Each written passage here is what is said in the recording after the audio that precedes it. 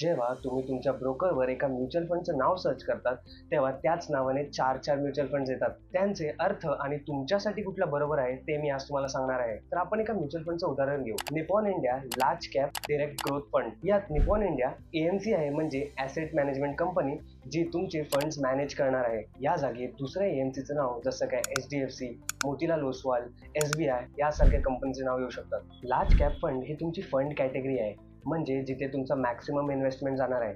त्या जागेवर दुसरे फंड कॅटेगरी जसं काय flexi cap, small cap, mid cap etcetera या सगळ्या गोष्टी येऊ शकतात. तिसरं आहे डायरेक्ट.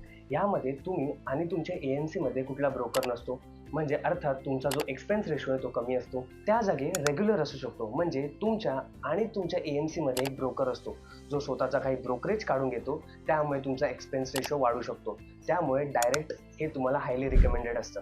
चौथं आहे ग्रोथ, ज्यामध्ये तुमचा प्रॉफिट रिइन्व्हेस्ट केला जातो, जो ॲन्युअली कंपाऊंड होत राहतो. ह्याच्या जागी IDCW म्हणजे इन्कम डिस्ट्रीब्युशन कम कॅपिटल विड्रॉल असू शकतं. ह्याचा अर्थ म्हणजे तुम्हाला एक रेग्युलर इन्कम एक्सपेक्टेड असतो, म्हणजे हे एक इन्कम जनरेशनसाठी आहे रॅदर वेल्थ जनरेशनसाठी. जर तुम्हाला आज काही नवीन शिकायला भेटलं असेल तर कमेंट करा आणि असेच काही व्हिडिओसाठी मला फॉलो करा.